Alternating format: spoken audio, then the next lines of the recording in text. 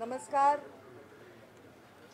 आपल्या सर्वांना ज्ञात आहे, गेले काही दिवस ओबीसी समाजामध्ये प्रचंड संताप आणि तीव्र खेदाची भावना आहे.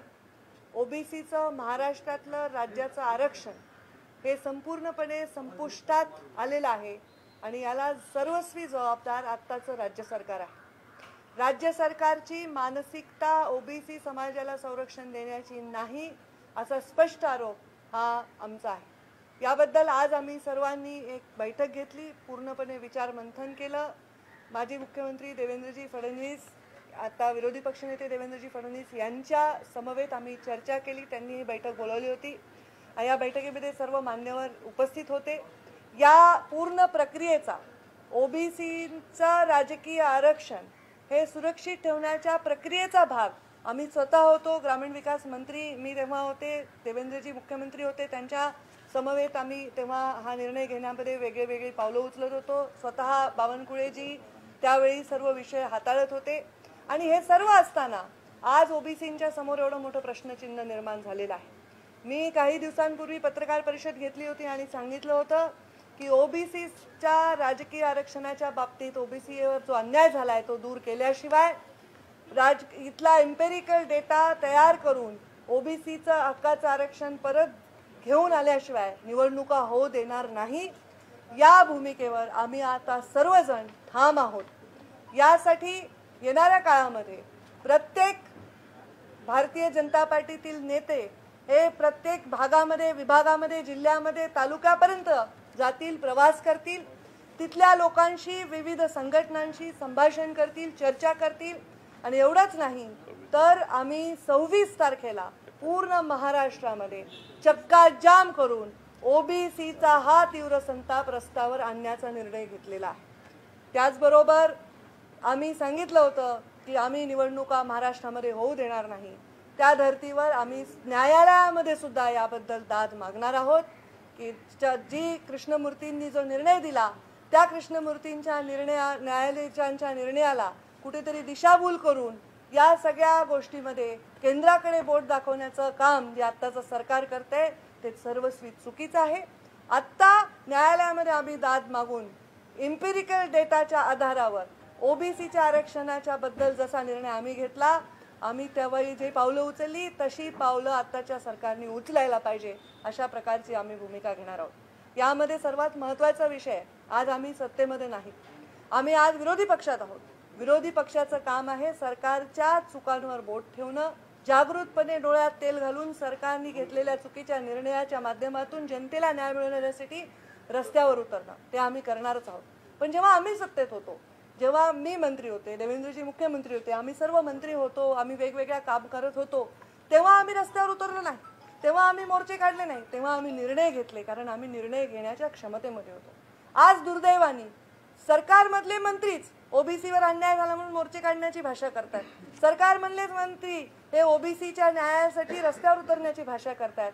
मला वाटतं हे ओबीसीच्या भविष्याबद्दल यांचा ही जी वागणूक आहे हा पूर्ण खेळखंडोबा हा ओबीसीच्या भविष्याचा या सरकारने केलेला आहे आणि त्याबद्दल आम्ही नक्की आवाज उचलणार. आपल्याला मी सांगते, यामध्ये न्यायालयामध्ये दाद मागणार. आम्ही 26 तारखेला महाराष्ट्रामध्ये चक्काजाम आंदोलन करणार आणि ओबीसीचा हा संताप रस्त्यावर आणणार. आता याबद्दल सविस्तर जी माहिती आहे ती बावनकुळे देतील. कंप्लीट.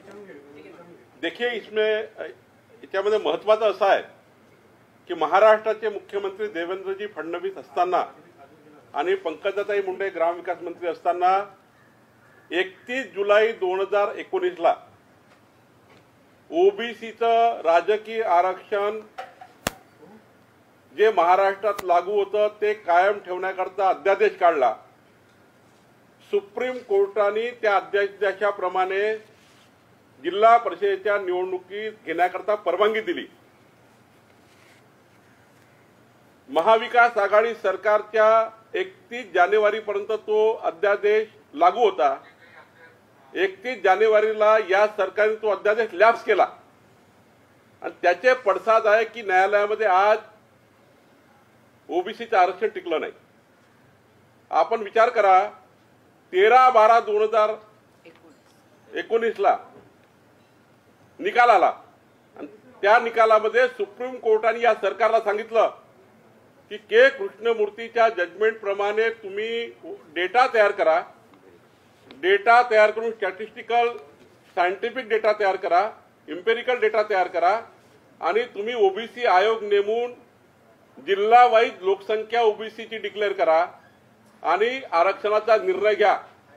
या सरकारने 14 महिने टाइमपास केला, 7 वेळा कोर्टामध्ये गेले, आयोगाची कुठलीही घोषणा या सरकारने केली नाही आणि म्हणून कोर्टाने संपूर्ण ओबीसीचं राजकीय आरक्षण काढून टाकलं। रिव्ह्यू पिटिशन करताना सुद्धा या सरकारने आयोग नेमल्याचं किंवा आम्ही इम्पेरिकल डाटा तयार करतो आहोत सांगितलं नाही। ओबीसी मंत्र्यांनी नागपुरात जाहीर केलं की आम्ही 1 महिन्याच्या आतमध्ये डेटा तयार करतो। 17 दिवस झाले अजूनही कुठली कारवाई सुरू झाली नाही। एकीकडे ओबीसी मंत्री जाहीर करतात की आम्ही डेटा तयार करतो, दुसरीकडे छगन भुजबळ साहेब नौटंकी करतात की ते आंदोलन करतात आहे। तिकडे ओबीसी मंत्री परिषद घेण्याच्या मागे लागले आहेत। सरकारमध्ये बसून यांनी रोज कलेक्टरशी फॉलोअप करून डेटा तयार होऊ शकतो, 1 महिन्याच्या आतमध्ये तयार होऊ शकतो आणि 1 महिन्याच्या आतमध्ये डेटा तयार करून ओबीसीचं आरक्षण ठरवता येतं। सुप्रीम कोर्टाने सांगितलं असं करा, पण दिशाभूल काय करतात? केंद्राने जनगणना करावी, त्या जनगणनेचा या आरक्षणाची काही संबंध नाही आहे। ती केंद्राची जनगणना जेव्हा होईल तेव्हा होईल, पण आज सुप्रीम कोर्टाच्या निर्देशाप्रमाणे आयोग तयार करून तातडीने डेटा मागवायचा आहे आणि डेटा मागून ओबीसीचं आरक्षण फिक्स करायचं आहे, एवढंच काम आहे। पण नाटक करून त्या ठिकाणी महाराष्ट्राच्या ओबीसी समाजाची दिशाभूल करताय। पंकजाताईंनी सांगितलेलं खरं आहे की आज आम्ही सर्व ओबीसी नेते या निकषावर आलो आहे की या महाराष्ट्र सरकारला ओबीसीचं आरक्षण द्यायचं नाही आहे आणि म्हणून 26 तारखेला महाराष्ट्रात 1000 स्पॉटवर भारतीय जनता पार्टी आंदोलन करेल आणि गरज पडली तर आम्ही सर्व कोर्टात पुन्हा जाऊ आणि या सरकारला ओबीसी आरक्षण देण्याबद्दल बाध्य करू, हे आम्ही आज ठरवलं आहे। या सरकारने ओबीसी आरक्षण घालवलं, या सरकारने ओबीसीवर अन्याय केला आणि आता नौटंकी करताय, याचा आम्ही निषेध करतो आणि आता रस्त्यावर उतरू, कोर्टात जाऊ, पण ओबीसीचं आरक्षण आम्ही घेतल्याशिवाय राहणार नाही। या निर्णयावर आम्ही सर्व आलेलो आहोत। काँग्रेसच्या अध्यक्षांनीच केस केली। विजय वडेट्टीवार असं म्हणतात की केंद्र सरकारने इम्पिरियल डाटा द्यायला हवा पण तो दिला जात नाही, असा त्यांचा एक आरोप आहे। केंद्र सरकारकडे डाटाची गरजच नाही, राज्य सरकार त्या केंद्र सरकारकडे डाटा मागण्याची गरज नाही। कृष्णमूर्तीच्या आणि या जजमेंटमध्ये काय म्हटलं आहे? राज्यांनी डाटा तयार करायचा आहे, कारण जिल्हा परिषद पंचायत समिती निवडणुका ज्या त्या स्टेट आरक्षणावर आहे, राज्य निवडणूक आयोग पाहत आहे, हे केंद्रीय निवडणूक आयोग पाहत नाही आहे। त्यामुळं राज्य सरकारला त्या ठिकाणी स्टेट इलेक्शन कमिशनने पत्र दिलं आहे, राज्य सरकारला पत्र दिलं आहे की तुम्ही तातडीनं ओबीसी आयोग तयार करा आणि डेटा पाठवा। हे राज्याचं आरक्षण आहे, राज्याने द्यायचं आरक्षण आहे आणि त्यामुळे केंद्रीय जनगणनेचा याचा काही संबंध नाही। राज्यांनी तातडीनं आणि म्हटलं ना, मान्य ओबीसी मंत्र्यांनी म्हटलं नागपूरमध्ये की महिन्याभरात आम्ही डेटा तयार करतो। आता केंद्राचा प्रश्न आला कुठनं आणि डेटा तयार करायला किती वेळ लागतो? 5 एजन्सी जर निवडल्या तर महिन्याभरात डेटा तयार होऊ शकतं, पण हे कशाला मोर्चे, हे कशाला आंदोलन? विरोधी पक्षाचं आंदोलन करण्याची भूमिका आमची असताना हे जाणीवपूर्वक नौटंकी करताय, जाणीवपूर्वक राजकारण करताय, जाणीवपूर्वक परिषदा भरवतायत आणि जाणीवपूर्वक त्या ठिकाणी या ओबीसी आरक्षण मिळू द्यायचं नाही याकरता हे जनतेला कन्फ्यूज करताय। क्लिअर आहे, स्टेट इलेक्शन कमिशनने पत्र दिलं आहे आता की तुम्ही तातडीने ओबीसी आयोग तयार करा आणि डेटा तयार करा। त्यामुळे केंद्राने डेटा द्यावा हे यांचं दिशाभूल करणारं स्टेटमेंट आहे। केंद्राच्या डेटाचा काही संबंध नाही। बैठक आयोजित केली आहे विजय वडेट्टीवार यांनी आणि त्यांनी सर्वपक्षीय नेत्यांना येण्याचं आमंत्रण दिलेलं आहे। भाजप आणि तुम्ही या बैठकीला जाणार आहात? भारतीय जनता पार्टी आणि कोणत्याही पक्ष असा तो विषय नाही, तो सर्वपक्षीय ओबीसी नेत्यांचा विषय आहे आणि आम्ही ओबीसीच्या हितासाठी काहीही करायला तयार आहोत। पण आज आमच्या पक्षाचा निर्णय आणि आमच्या बैठकीच्या निर्णयामध्ये 26ला आम्ही चक्का जाम करणार आहोत, तर त्यामुळे आता त्या बैठकीवर जाण्याचा प्रश्न नेमकं 26चा त्या उद्भवत दिवशी नाही. चक्काजाम आहे, त्या दिवशी बैठक आहे, त्यामुळे तुम्ही त्याला जाणार आहात का नाही? कारण मी चक्काजाममध्ये असणार आहे. ताई ओबीसी नितीन राऊत असतील, विजय वडेट्टीवार असतील, आता छगन भुजबळ असतील, सगळे सत्तेतले मंत्री आहेत. पदोन्नतीचा विषय असेल आणि असे अनेक विषय, मराठा आरक्षणापासून पदोन्नती असेल, नियम बदलतायत. पण हे मंत्री फक्त म्हणजे काय तुम्ही भूमिका कशी बघताय? कारण आरक्षण रद्द करण्यापर्यंत मजल गेली आहे आणि कुणी काही करत नाहीये.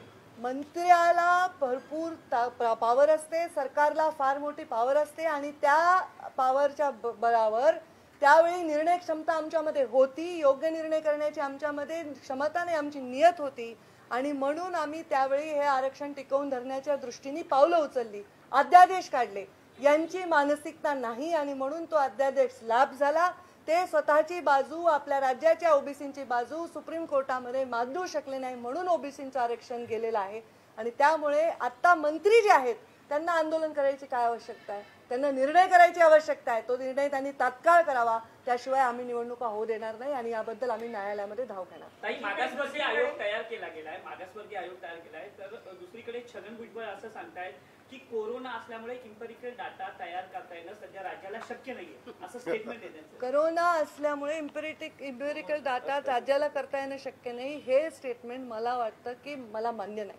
कोरोनाच्या धर्तीवर आपण अनेक गोष्टी चालू आहेत. कोरोनाच्यामुळे आपण कोरोनाचे बंधन पाळून अनेक गोष्टी करता येईल, जे आपण बाकीच्या गोष्टी कोरोनाच्या धर्तीवर आपण सगळे बंधनं काढून करतो. तर मग इम्पेरिकल डाटाच्याच बाबतीत का? त्यामुळे इम्पेरिकल डाटाचा आणि कोरोनाचा संबंध लावणं अयोग्य. आत्ताचे मुख्यमंत्री आणि तुमचे खरं तर जुने सहकारी, त्यांना या सगळ्यांबद्दल म्हणजे एवढं सगळं होतंय आणि इतर मंत्री त्यांच्याच मंत्रिमंडळाचे मंत्री आंदोलन करतायत, असं वाटतंय कुठेतरी की त्यांना याबद्दल काही माहित नाहीये किंवा गाफील ठेवलं जातंय, अधिकारी करतायत? मला असं वाटतं, मला हा प्रश्न वेळोवेळी विचारला जातो.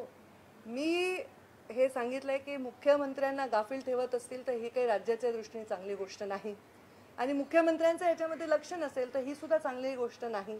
म्हणून एकदा मुख्यमंत्र्यांनाही मी वेळ मागते की आम्हाला वेळ द्या, आम्ही मंत्री म्हणून तो विषय हाताळलाय, आम्ही याच्यामध्ये काय करता येईल आम्ही सूचना देऊ शकतो ना. कारण जेव्हा तुम्ही एखादा निर्णय घेता राज्याच्या हिताचा, तेव्हा तुम्ही एक समिती जेव्हा गठीत करता, मग ती कोणती असेल, ओबीसीची असेल, आणखी काय विषयाची असेल, त्याच्यामध्ये काही सूचना घ्यायला काय हरकत आहे? सूचनाच तुम्हाला घ्यायच्या नाही कोणाच्या, तर हे योग्य नाही. मी मुख्यमंत्र्यांना विनंती केली आहे, मी त्यांची वेळ मागितली आहे, नक्कीच त्यांना जाऊन भेटून या विषय त्यांच्या समोर आणून देतो, बघू ते गाफील आहेत का दुर्लक्ष करतात. निरोपाला काही उत्तर आलं का? आलं तर तुम्हाला कळवेल. ताई सुप्रीम दिसून येतं की मतदार याद्या तयार करण्यासाठी अनेक शाळांना पत्र पाठवण्यात आलेले आहे, त्यांचे जे निवडणूक अधिकारी आहे किंवा मतदार याद्या गोळा करण्यासाठी. फेब्रुवारीमध्ये ज्या महानगरपालिकांच्या निवडणूक आहेत त्या पार्श्वभूमीवर ही सगळी प्रक्रिया सुरू झाली आहे, ज्याला शिवसेनेचं पाठबळ आहे असं दिसून येतं. मतदार याद्या गोळा करण्यासाठी मतदार याद्या गोळा करणं हा टोटली विषय आहे. निवडणूक होणार आहे का नाही हा विषय आमचा आता सध्या फोकस आहे आणि आमचा विषय हा मर्यादित आता याच्याबद्दलच आम्ही बोलू शकतो. एका मिनिटात भाजप ओबीसी आरक्षणासंदर्भात मोर्चा करण्याची भाजपची भूमिका खूप लेट झाली नाही का? कारण की नाही, भाजपची भूमिका ज्या दिवशी निकाल लागला, ज्या दिवशी रिव्ह्यू पिटिशन फेटाळली, त्या दिवशी नागपूरमध्ये, बुलढाण्यामध्ये संजय कुटे यांनी नागपुरात, मी माननीय टिळेकरनी पुण्यामध्ये, महाराष्ट्रभर आंदोलन सुरू केले. आम्ही आधी आंदोलन सुरू आहे, पण 26 तारखेचं आंदोलन हे चक्का जाम आंदोलन आहे. आंदोलन सुरू झालंच आहे, आम्ही आंदोलन सुरू केलेच आहे, पण कोरोनाचा एवढा मोठा पीक होता त्या काळामध्ये, त्या काळामध्ये आम्ही सांकेतिक आंदोलन केले. हे आंदोलन आता चक्का जाम राहणार आहे. महाराष्ट्रात 1000 ठिकाणी चक्का जाम आंदोलन होणार आहे. ताई सुप्रीम कोर्टानं हे एकूणच आरक्षण काढलेलं आहे, अशामध्ये मुख्यमंत्र्यांनी राज्यासाठी वेगळं धोरण करावं ही मागणी देखील सत्ताधारी मंत्री करतायत, ते शक्य आहे? सुप्रीम कोर्टाने आरक्षण काढलंय हे आम्हाला मान्य नाही. आमचं म्हणणं आहे की सरकार आपली बाजू मांडण्यामध्ये असफल ठरलेलं आहे आणि त्या क्षमता त्यांनी आपली वापरली नाही आणि ओबीसींकडे दुर्लक्ष केलेलं आहे. त्यामुळे जर आपण ती बाजू मांडू शकलो असतो, जर आमचं सरकार असता आम्ही जर टिकवू शकलो, तर हे सरकार का नाही टिकवू शकत हा प्रश्न आज ओबीसी महाराष्ट्राचा विचारत आहे. त्यामुळे हे कधीतरी केंद्रावर ढकलायचं, कधी कोर्टावर ढकलायचं, हे या सरकारच्या आता इथे डाळ शिजणार नाही.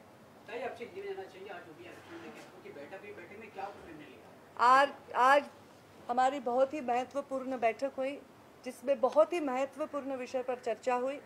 महाराष्ट्र में बहुत बड़ा निर्णय, जो ओबीसी का भविष्य अंधकार में डालने वाला निर्णय, आज ये सरकार के असफलता की वजह से, इस सरकार के ओबीसी के प्रति अन्याय करने की भावना की वजह से हुआ है. सुप्रीम कोर्ट में अपने एफिडेविट में अपनी जो उनकी साइड है वो रखने में महाराष्ट्र की सरकार असफल रही है और इसलिए ओबीसी का राजकीय आरक्षण महाराष्ट्र में ये खतरे में आ गया और पूरी तरह रद्द हो गया। इसलिए हम ओबीसी के इस संताप को, ओबीसी के इस दुख को रास्ते पर हम पार्टी के माध्यम से हम लाना चाहते हैं। हमारी आज बैठक हुई, इसमें हमने तय किया है कि 26 तारीख को हम पूरे महाराष्ट्र में चक्का जाम आंदोलन करेंगे। इतना ही नहीं, ये स्टेटमेंट कुछ दिन पहले पत्रकार परिषद में हमने दिया था कि ओबीसी के आरक्षण के बारे में निर्णय होने तक, ओबीसी का आरक्षण फिर से मिलने तक, राजकीय आरक्षण में संरक्षण मिलने तक हम चुनाव होने नहीं देंगे।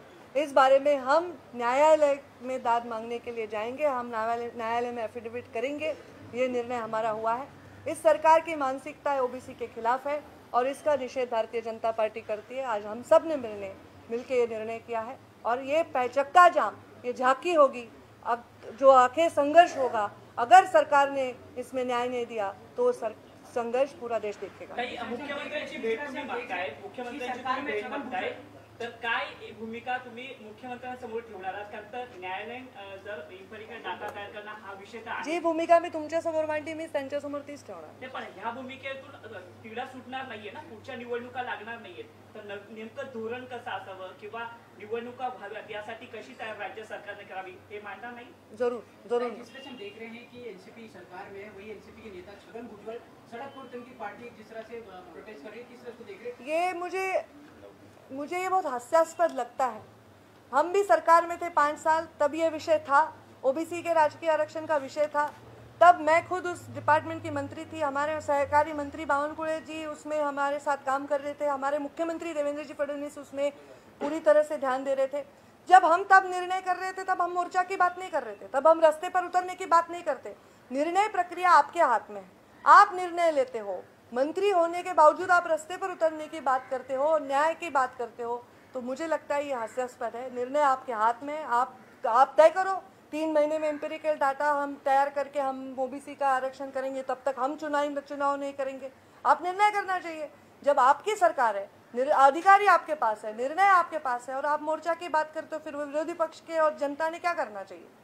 और इसमें महत्वपूर्ण ऐसा है कि 31 जुलाई 2019 को जब माननीय मुख्यमंत्री देवेंद्र फडणवीस जी पंकजाताई ग्राम विकास मंत्री थे, तब ओबीसी का ये जो आरक्षण मेंटेन करने के लिए जो ऑर्डिनेंस निकाला, वो ऑर्डिनेंस नई सरकार ने 31 जनवरी को उनको वो ऑर्डिनेंस को जिंदा रखना था, वो लैप्स कर दिया।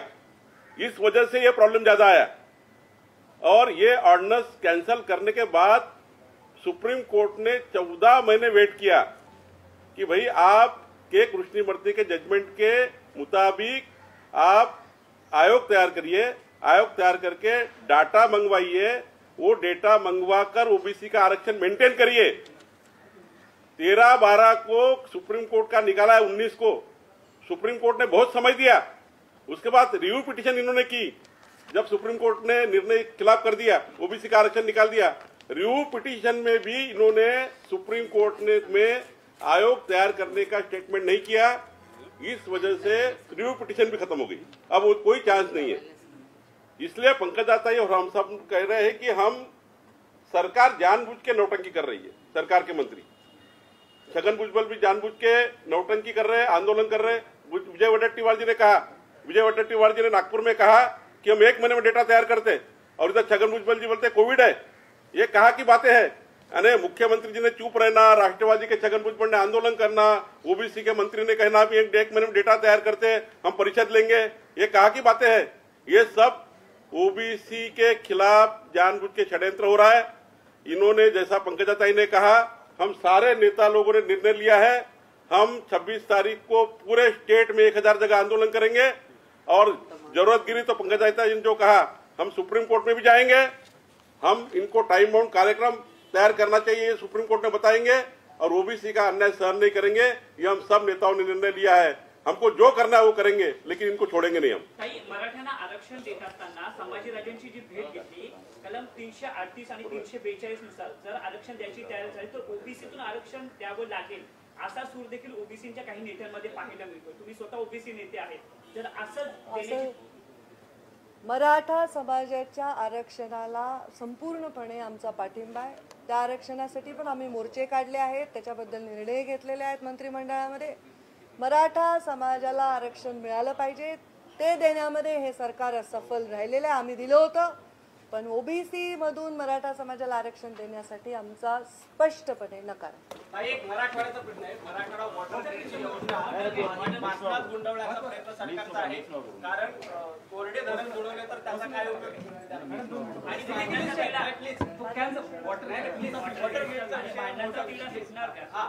काय झालं कोरडे धरण जोडून काही उपयोग होणार नाही. राज्य सरकार मुख्यमंत्र्यांनी एक अहवाल सादर केलाय. मराठवाड्यात सगळी धरणं कोरडे आहेत, ते कोरडे धरण जोडून होणार नाही असं त्यांचं म्हणणं आहे. ती योजना भासणात गुंडवण्यात हे कोणी केलंय? कोर्टाने? नाही, कोर्टाने नाही. सरकारसमोर एक जलतज्ञाची समिती बनवली त्यांनी. त्या जलतज्ञाच्या समितीला सांगितलं की एक कोरडे धरण जोडून काही उपयोग होणार नाही. मराठवाड्याची वॉटर ग्रीड योजना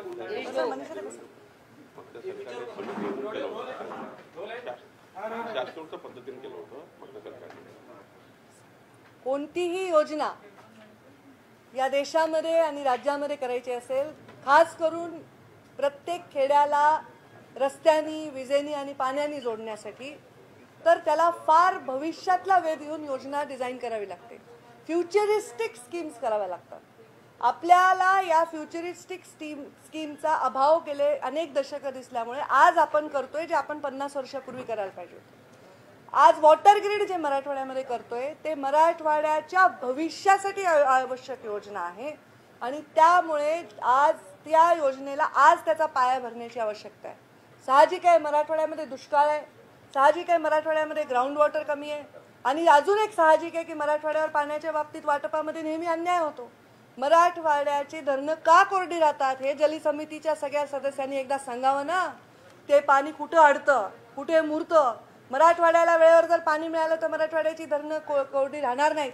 ज्यांनी धरणं बांधली त्यांनी त्या मराठवाड्याचे कालवे जर पूर्ण केले असते, मराठवाड्याचे डिस्ट्रीब्युशन चॅनल जर पूर्ण केले असते तर मराठवाडा ताणलेला राहिला नसता. आणि जे 50 वर्षात झालं नाही ते 5 वर्षात व्हावं ही अपेक्षा चुकीची. म्हणून या 5 वर्षामध्ये आम्ही जे निर्णय घेतले ते भविष्याचा वेध घेणार होते, फ्युचरिस्टिक होते, पुढच्या पिढीसाठी होते. त्याचा आज फायदा होणार आहे का नुकसान होणार आहे? उद्या म्हणजे उद्या तहान लागली की धरणं फोडून तुम्ही पाईपलाईन करणार आहेत का? उद्या पाऊस भरपूर आला म्हणून मग धरणाला तुम्ही पाईपलाईन करू शकणार आहेत का? एखादी योजना बनवायला जर 4 वर्ष लागतात आणि ती पूर्ण करायला 5 वर्ष लागतात तर ती पुढच्या भविष्याचा वेध घेणारी असते. मला वाटतं हे खूप टेक्निकली चुकीचा विषय आहे. याला भविष्याची फ्युचरिस्टिक स्कीम म्हणून मान्यता असायला पाहिजे आणि ती कंटिन्यू करायला पाहिजे. नाही केली तर मराठवाड्यावर घोर अन्याय होईल.